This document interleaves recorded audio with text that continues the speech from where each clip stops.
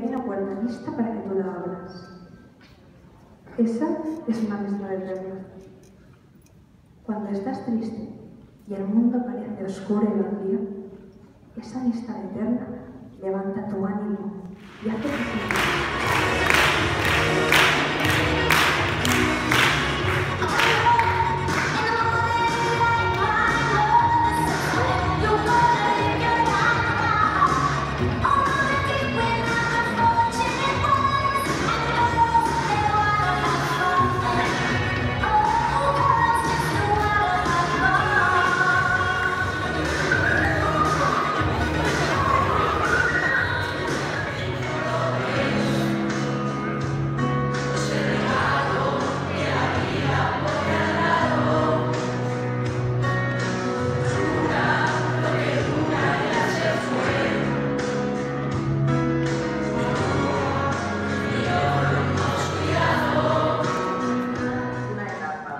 una etapa en què a banda de família i amics han estat acompanyats i acompanyades de mestres.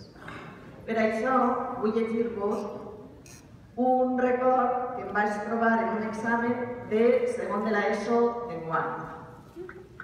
A veure si és el treball d'una alumna, que podria ser qualsevol de vosaltres fa uns anys, d'acord? La dona que vaig a descriure és una persona major. Aquest any, el dia 29 de gener, va ser l'últim dia que va tenir classe amb nosaltres. Vaig a començar a parlar d'ella físicament.